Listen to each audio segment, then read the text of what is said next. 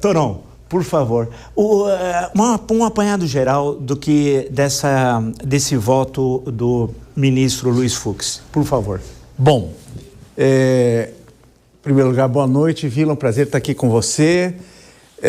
Eu acho que é importante esse voto do ministro Fux, em primeiro lugar, porque a corte não se mostra monolítica, a corte se mostra plural.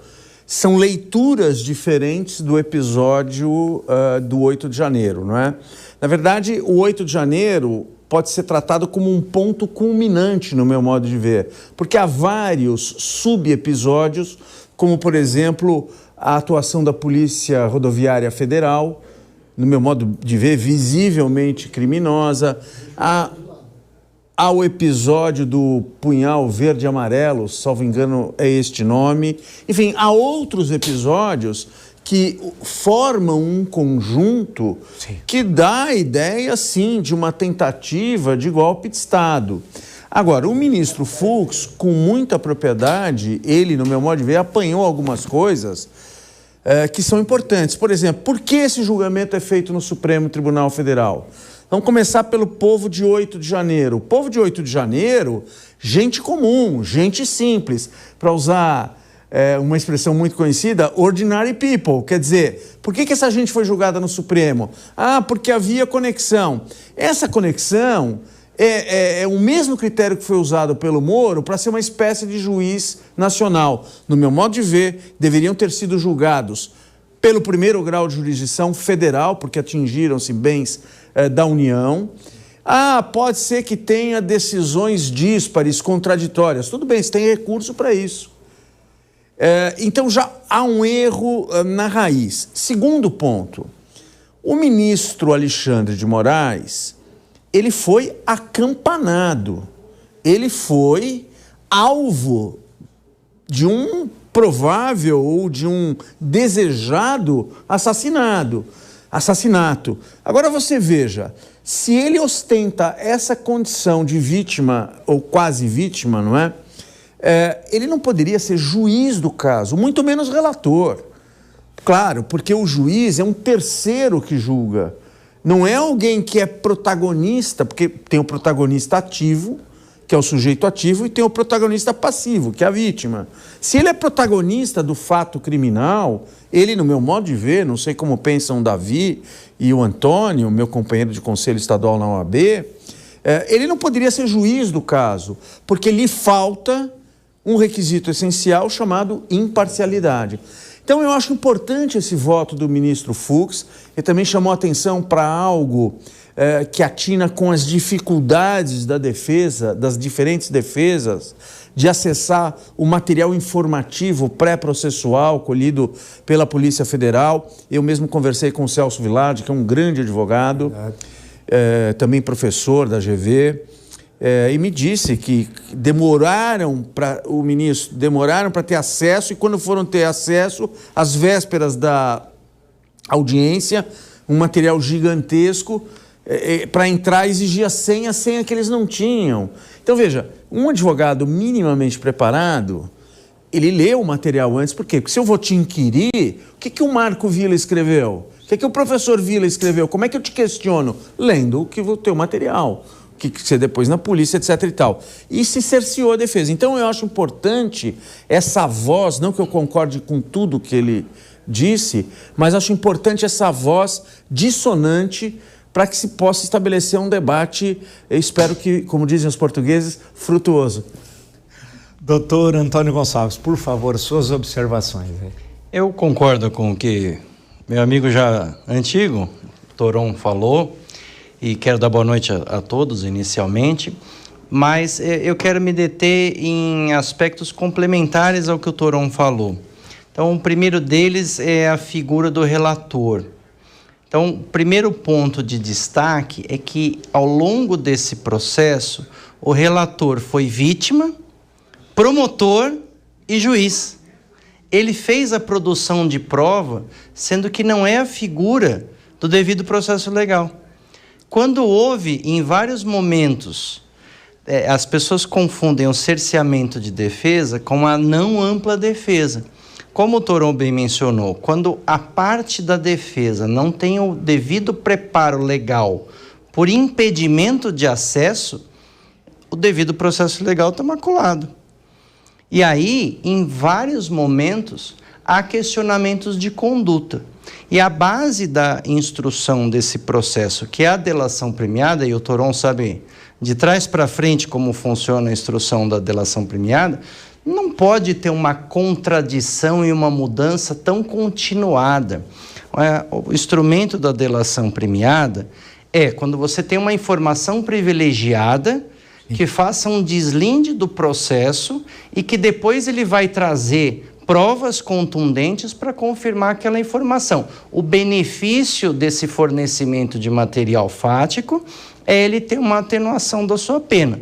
Mas isso não faz com que ele mude 5, 6, 7 vezes a versão dos fatos e depois que ele faz o depoimento em juízo, se descobre que uma parte do que ele falou era mentira, comprovadamente.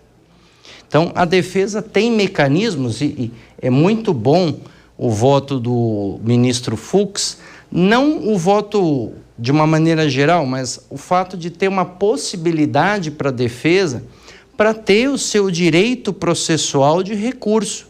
Porque se fosse 5-0, como em tese poderia ser, a chance deles terem uma capacidade recursal caía muito. Eu vou passar para o doutor Davi Tangerino, só lembrar que Anderson Torres, agora o ministro Luiz Fux, absolveu dos 5 crimes atribuídos a ele. Então, doutor Davi Tangerino, na mesma questão, na opinião do senhor, as observações sobre o conjunto desse voto longuérrimo, pantagruélico, não termina, se o Rabelais estivesse vivo, né? Não termina, ainda continua, comparado também com o que o senhor viu na sessão de ontem. Por favor, obrigado por ter aceito o nosso convite. Prazer, boa noite a todos, aos meus colegas aqui. Eu acho que eu estou com uma visão um pouco menos generosa, sabe, do voto do ministro Fux. É evidente que as questões colocadas aqui são muito importantes, né? Assim que houve o recebimento da denúncia, o Supremo colocou ali de pé uma ideia que eu considero muito perigosa, de que é suficiente para a defesa ter acesso às provas que foram, apenas as provas que foram empregadas na denúncia, né? Isso é um rematado absurdo, né? Porque, efetivamente, a acusação pôde, então, selecionar o que achava mais interessante, mais produtivo, e tudo bem, este é o momento dela, né? Mas, eu dizia já naquele momento... Bom, recebida a denúncia, marcado o primeiro ato processual, a primeira oitiva de testemunha de acusação, a defesa precisa ter acesso à prova, né, para poder exercer o seu ônus de maneira adequada, né? Então, há questões relevantes. Eu não me sensibilizo muito com essa questão de o ministro Alexandre ser a vítima, na medida em que ele era o relator dos inquéritos originários e esses ataques a eles vieram depois, quando ele já ostentava essa condição, e o Código de Processo Penal se imuniza dessa possibilidade de o réu poder se livrar do juiz que ele considera inadequado, criando o impedimento, cavando a falta contra este juiz, né? Mas, claro, nós vamos certamente conversar sobre outros assuntos que foram colocados. Eu talvez ressaltaria de plano que causa muito espanto esse surto garantista, esse apego à legalidade que surge hoje, então, no voto do ministro Luiz Fux, né? Assim, de rápida memória, eu me lembro aqui de 2 decisões absolutamente ilegais que foram tomadas pelo ministro Luiz Fux no exercício da presidência, em que a legalidade teve peso 0. A primeira, quando ele dá uma suspensão de segurança a uma decisão do ministro Lewandowski que autorizava a entrevista do presidente Lula, à época ex-presidente Lula, preso em Curitiba, né? Um assunto absolutamente estranho, a suspensão de segurança, perdão. E mais recentemente, quando de novo via a suspensão de segurança ou algo que o valha, ele interrompe ali os efeitos da decisão do júri da Boate Kiss, né?